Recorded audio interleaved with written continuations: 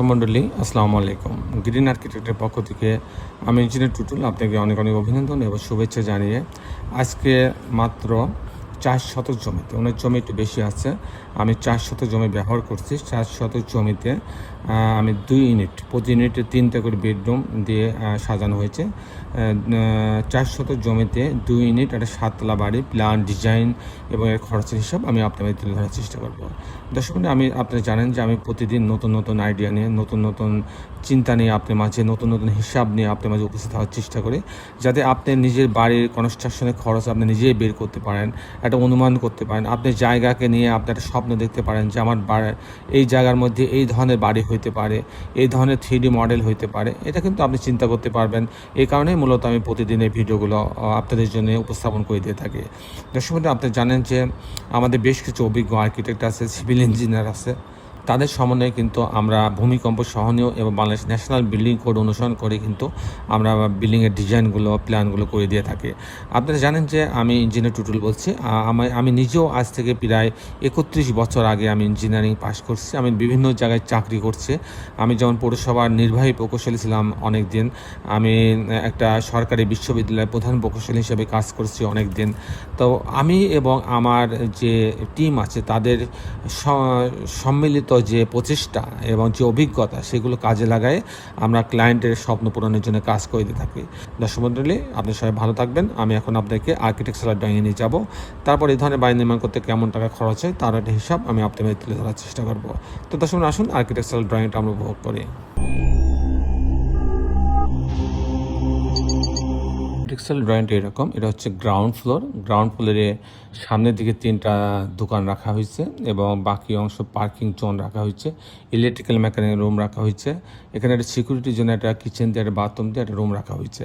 মাঝখান বরাবর লিফট এবং সিঁড়ি রাখা হয়েছে দর্শক মণ্ডলী, এবং সিলিন্ডার রাখার জন্য এক সাইডে, গ্যাস সিলিন্ডার রাখার জন্য আলাদা একটা স্পেস রাখা হয়েছে। এই হচ্ছে মোটামুটি গ্রাউন্ড ফ্লোরটা ছিল এরকম। আমি যে কথা বলছিলাম যে মাত্র 4 শতক জমি আমরা ব্যবহার করছি, তার মধ্যে 2টা ইউনিট 7 তলা বাড়ির প্ল্যান, ডিজাইনের এবং খরচের হিসাব আমি আপনাদের তুলে ধরার চেষ্টা করছি। দর্শক মণ্ডলী, এই বাড়িটা হবে হচ্ছে নাজমুল হাসান সাকিব গং, ওনাদের জন্য আমরা, আমাদের সম্মানিত ক্লায়েন্ট, ওনাদের জন্য আমরা এই ডিজাইনটা তৈরি করছি। আমি এখন আপনাদেরকে টিপিক্যাল ফ্লোর প্ল্যানটা দেখানোর চেষ্টা করব যে কী করে 2টা ইউনিট সাজানো হয়েছে।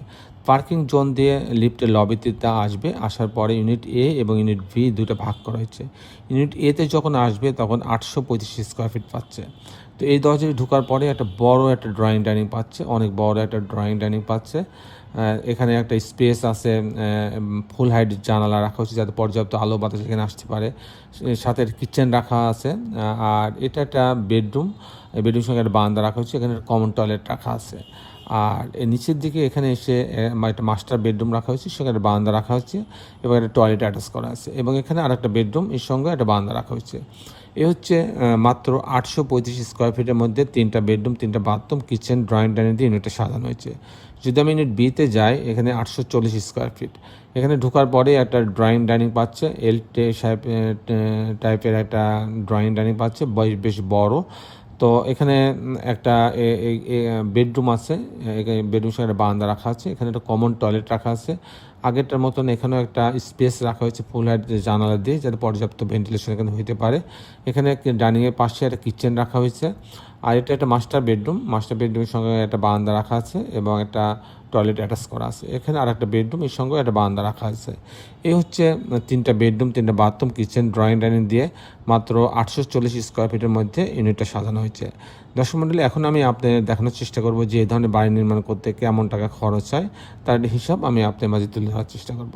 দর্শক মণ্ডলী, এটা 7 তলা বাড়ি। 7 তলা বাড়ি অনেক সময় পাইলিংয়ের প্রয়োজন হয়, আবার অনেক সময় পাইলিংয়ের প্রয়োজন হয় না।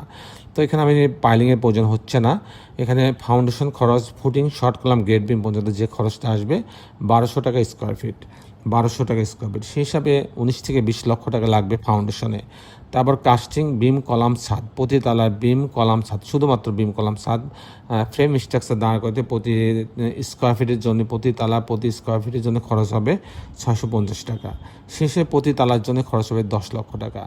আর এরকম একটা 7 তলা স্ট্রাকচার দাঁড়িয়ে যাবে ফাউন্ডেশন বাদে 70 লক্ষ টাকা হলে এরকম একটা স্ট্রাকচার দাঁড়িয়ে যাবে, শুধু স্ট্রাকচার দাঁড়িয়ে যাবে। আর এরকম ছবির মতো বাড়িটা যদি আমি কমপ্লিট করতে চাই, লিফট বাদে ফাউন্ডেশন সহ আপনি পাইলিং সহ জানলা দরজা রেলিং গ্রিল সব সহ যদি আমি কমপ্লিট করতে চাই, সেক্ষেত্রে আমার 2500 টাকা স্কোয়ার ফিট খরচ হবে।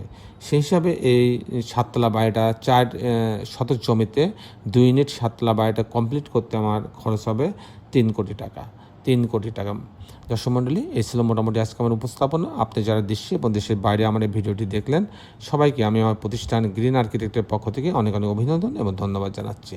দর্শক মণ্ডলী, শেষে বেলা একটি কথা, আসুন আমরা সবাই আমাদের এই সুন্দর পৃথিবীটাকে সুন্দর রাখার জন্যে সবাই অন্তর্পক্ষে একটি করে গাছ লাগাই। সবাই ভালো থাকবেন। আল্লাহ হাফেজ।